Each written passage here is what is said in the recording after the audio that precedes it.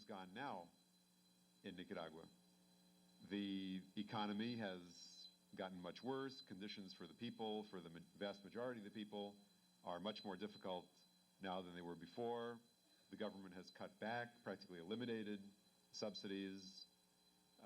People have to pay something now. It's not very much, but it amounts to something they have to pay in the form of school tuition for their children. Even in the public schools, they have to pay book fees. As far as medicines, there are plenty of medicines available in the drugstores, but they're priced out of reach of the vast majority of the people. The hospitals are in an incredible state of inadequacy in terms of attention to the people. People generally have to bring their own medicines, even their own antibiotics, to the hospital if they go in for treatment or for an operation. A friend of mine had a minor accident and went to the Lenin Fonseca hospital, one of the big public hospitals in Managua, and they didn't have any x-ray film. So it's a hospital that could not take x-rays. So medical care is totally inadequate. We're seeing more and more malnutrition among the people, most visibly among children, young children. And now you're seeing a lot of begging in the streets, which we did not see before. At least when I went there, I did not see that phenomenon of misery. And so the people are in very desperate straits at present. In the Christian-based communities, we've had to try to make some response to this emergency situation. Whereas during the Sandinista years in the government, we did not want to start our own church-related social programs, cooperatives, feeding programs, health programs, and so forth. We wanted to work, and the people did work with the government programs. But now we've had to begin certain programs like feeding the children. So in about 11 of the 20 Christian-based communities that we have in Managua, now there is an emergency food program for children 5 years of age and under who are malnourished. And there are anywhere between 50 and 100 children coming for a meal 6 days a week in the Christian-based communities. Children from the neighborhood who are seen by a doctor, and they're given some follow-up by the doctor in the neighborhood health post. So we've had to make some response in that way to the very acute needs that we're seeing. The Christian-based communities definitely continue. It's a very trying time for the people because the electoral loss in 1990 was a severe blow to the people.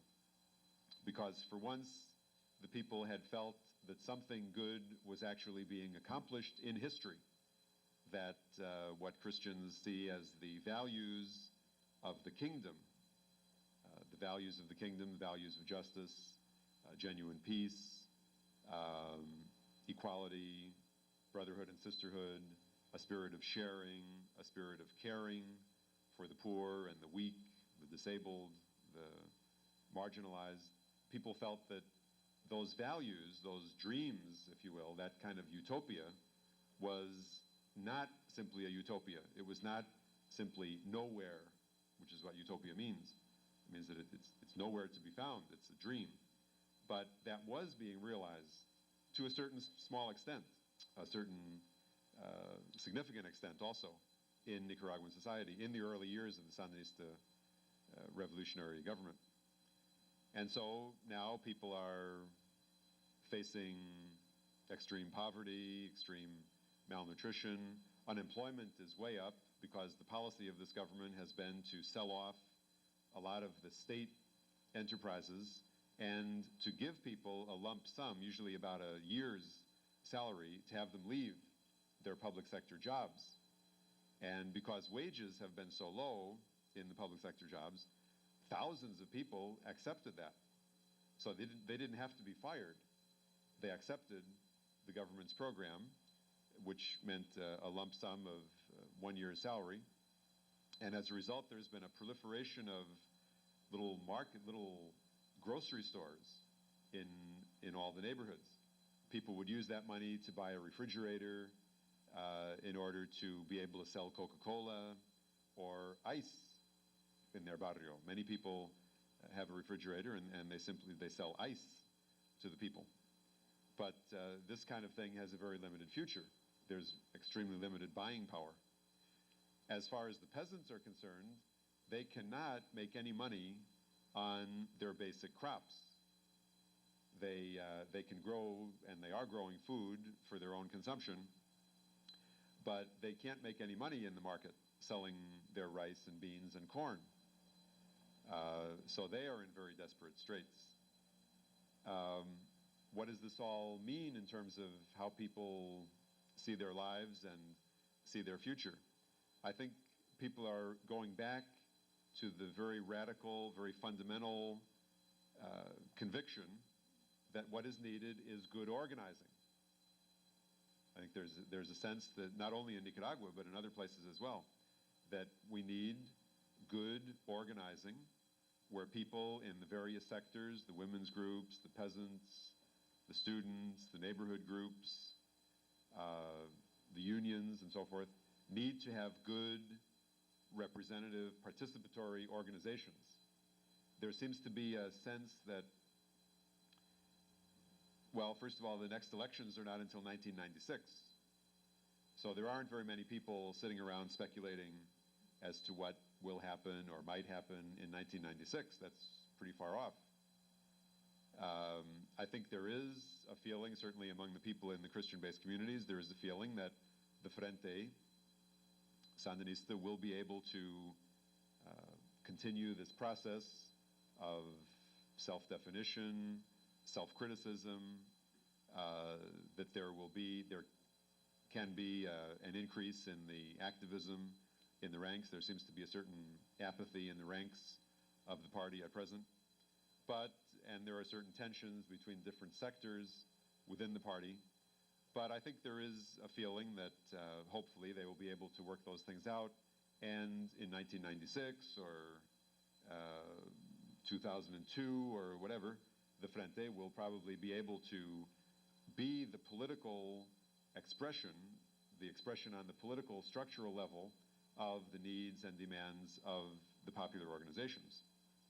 There's an emphasis now on the civil society.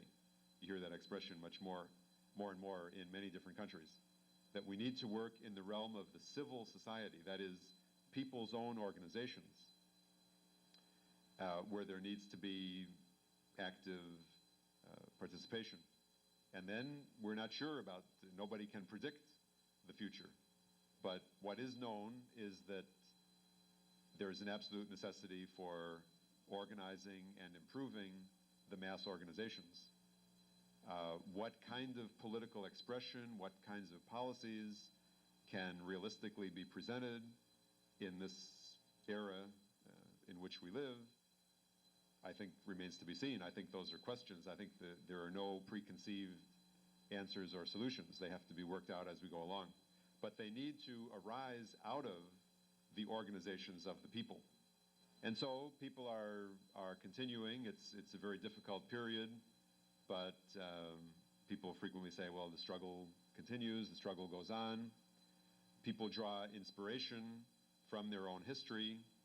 I think the fact that the Nicaraguans were able to overthrow a very powerful, very brutal dictatorship, and were able, at least in the early years, to begin to construct a new society, gives them reason to hope that something good can be accomplished in the future. They were able to do that.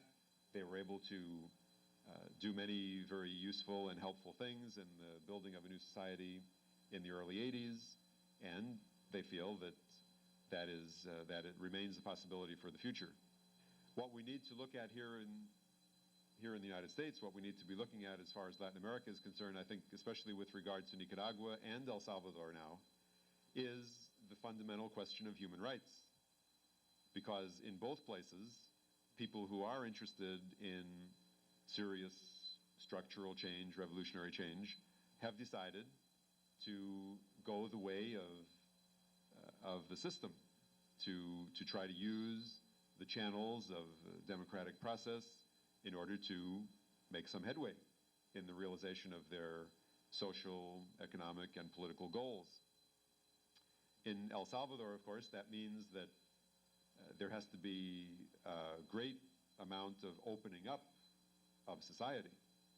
But people are hopeful that some of the accords, some of the agreements that have been signed so far will produce a system in which the FMLN and the popular organizations and so forth will be able to struggle democratically for change.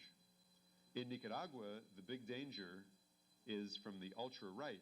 The big danger is not at present from Mrs. Chamorro or her son-in-law, Tonio Lacayo, and most of the members of the cabinet. The main threat is from the extreme right, which is represented by Virgilio Godoy, the vice president, Arnoldo Alemán, the mayor of Managua, who, as one of the first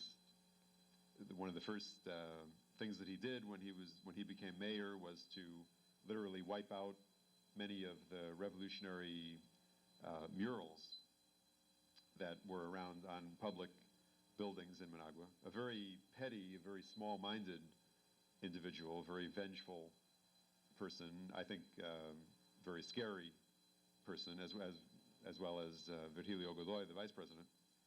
But the Sandinistas are hoping that they will be able to grow as a party, they will be able to work out some of their problems, that they will be able to give political expression to the demands and needs of the people in the base organizations, and that the system can somehow be kept relatively free and relatively open.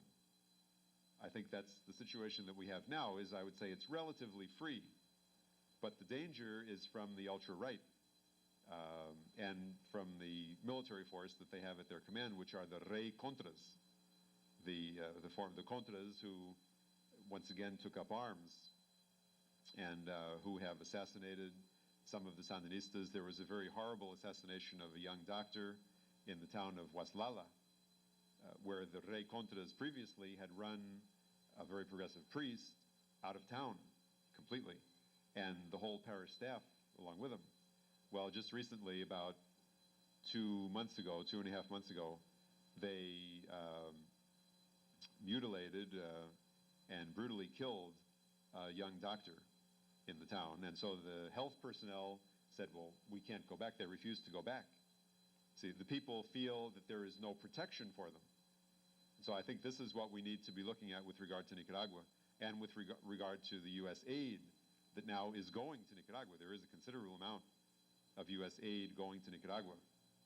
We need to look at the human rights requirements and provisions of our U.S. aid legislation.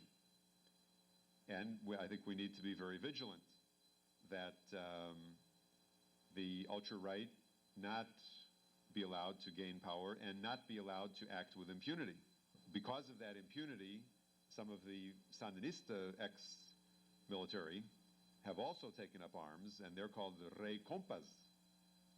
The compañeros is what the Sandinistas have always been called, compañeros. And so in order to defend themselves and to defend the co-ops, which were being attacked and taken over by the Rey Contras, the Rey Compas armed themselves.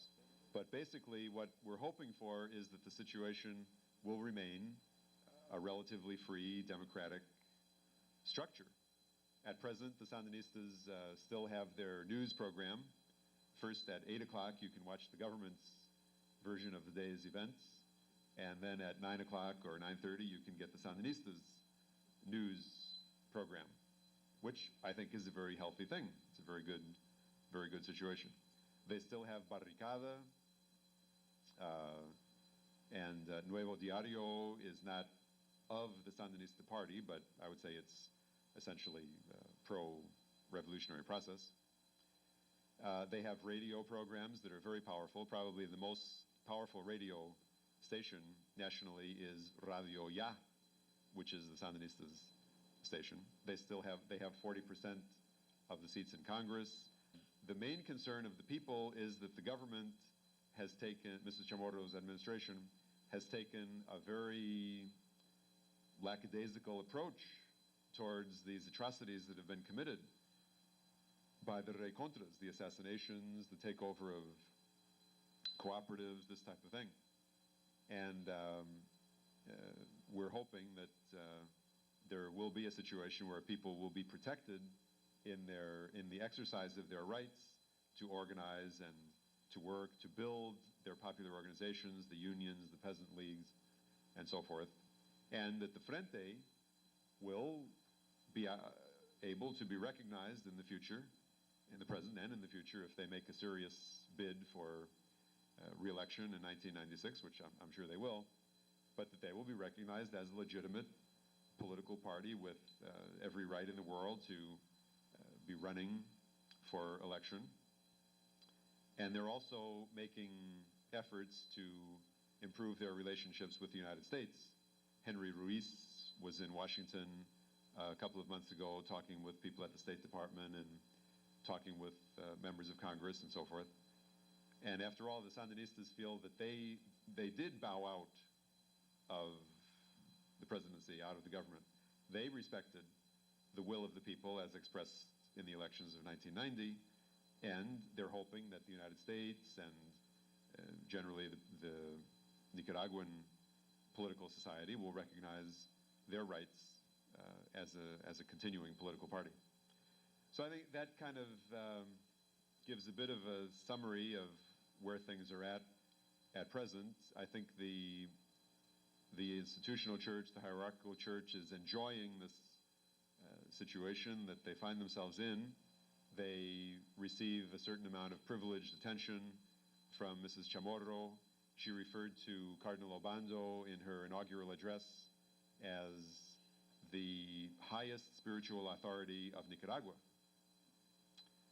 And that's very pleasing to his ears, very troubling to many of us, not only troubling to the Protestants in Nicaragua, but also a cause for concern for all of us, because we don't want to go back to the old days of the conquest and the alliance of throne and altar, the alliance of cross and sword. There's also a new cathedral under construction in Nicaragua, which, again, I think expresses the cardinal's interpretation of what the church's option should be. In the sense, he's opting to have millions of dollars spent on a cathedral, especially in preparation for the Pope's probable visit to Nicaragua after he visits Santo Domingo on October 12th of this year. He'll probably be coming to Nicaragua. And the fundraising for the cathedral is being coordinated here in the States by Tom Monahan, president of Domino's Pizza and the Detroit Tigers. So there are some powerful financial forces at work there. I'd like to close with just a short passage from Scripture, which I think has become more important to the people, and in a sense, it expresses where the people are at now in the Christian-based communities. How are they feeling? How are they thinking? It's a passage from 2 Corinthians chapter 4. We are often troubled, but not crushed, sometimes in doubt, but never in despair. There are many enemies, but we are never without a friend, and though badly hurt at times, we are not destroyed. This is where we're at present in Nicaragua and probably in many other parts of the world.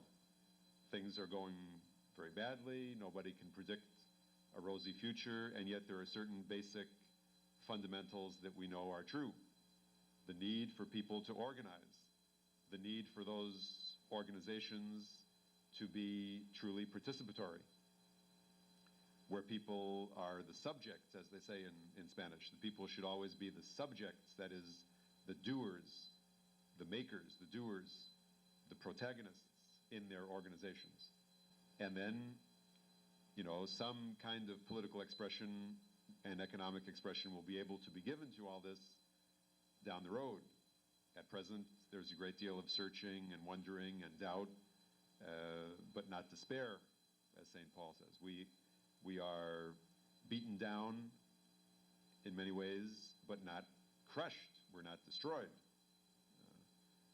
So I think there is that sort of a fundamental, radical hope there and commitment. St. Paul also says in another place that hope in what is seen is not really hope. If you can see evidence of things changing or of things getting better, then it's not really hope.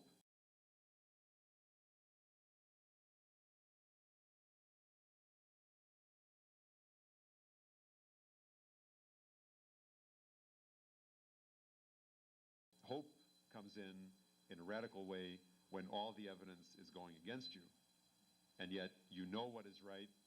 You know that the present society, that the present system that is being imposed throughout Latin America cannot be correct. It clearly is not in the interest of the majority of the people.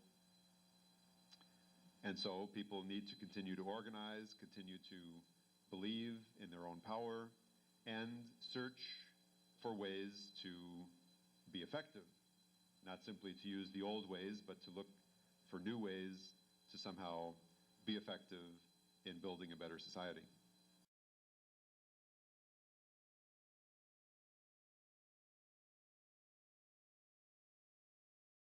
It was interesting to analyze a recent pastoral letter of the Bishops' Conference. It says something about the way certain church bureaucrats and leaders think. First of all, they expressed happiness, contentment with the present political situation. They said we're in this situation now of democracy, and they were clearly saying that things politically have moved forward. Now we're in a free society, situation of democracy, and so forth.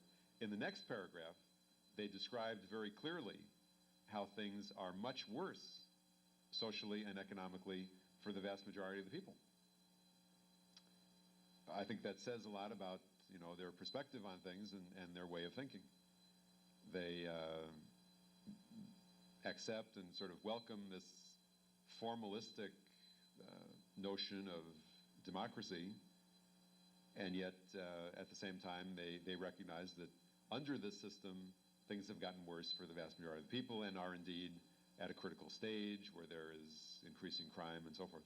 The question is whether the upper class families, the wealthier sectors, were against Somoza, and is it not true that then they would be against themselves if they were against Somoza? No, there are different sectors of the upper echelons of society. For instance, Pedro Joaquin Chamorro, the crusading journalist who was the husband of Violeta, he was one of the leading opponents against Somoza, and that's why he was killed. And he was from a very wealthy background. As I indicated in passing, Somoza was so greedy, you know, for himself and for his own family, his own friends, and so corrupt and so brutal that he was not a proper leader of the system.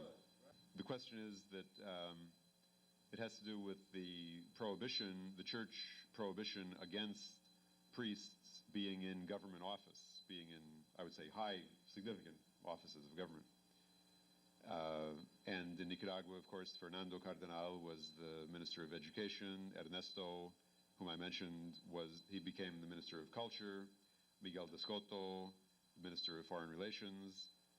Edgar Parrales was involved in the social welfare. He was the head of the social welfare department, and then Nicaraguan ambassador to the OAS in Washington. Well, it was that same prohibition that resulted in Father Drinan withdrawing from Congress. He chose to leave the U.S. Congress. Father Bob Drinan, who was very good, very strong on human rights, social justice, very strong critic of the Vietnam War, he decided to leave the U.S. Congress and stay in the Jesuits and stay in the active priesthood. When the Pope visited in 1983, we saw that famous scene where he was wagging his finger at Ernesto. They were suspended from the priesthood. Ernesto and Miguel Descoto were both suspended from the priesthood. Fernando Cardenal was not suspended from the priesthood, but he was thrown out of the Jesuits. So various disciplinary measures were taken. I think, in general, the official position of the Catholic Church can be defended. I tend to agree that priests, their role is not first and foremost in high government positions. Because what's the problem with that? Well, the problem is that if you are an active member, an important member of one political party, you cannot reach out very effectively to people who are opposed to that political party for whatever reason. And I think the work of priests and pastors is to promote the values of the gospel, which we believe are revolutionary values, which can contribute to revolutionary change. For instance, the situation now in Nicaragua is very polarized. And I think many priests and pastors who clearly identified with the Frente Sandinista now are not using political jargon and political language as much as they were before, because they're saying that we need to be able to reach out, to promote conscientización, consciousness raising, a sense of the people's dignity, a sense of justice and liberation.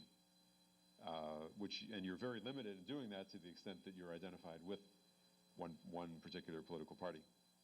They occupied those positions because they said that in a situation like that of Nicaragua, where there were such great needs after the triumph of the revolution, and many of the educated people, the professional people were leaving Nicaragua, they felt that in these exceptional circumstances, they would fill in those gaps.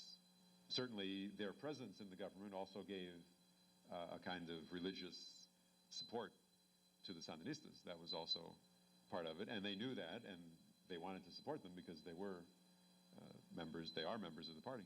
Because they were charging.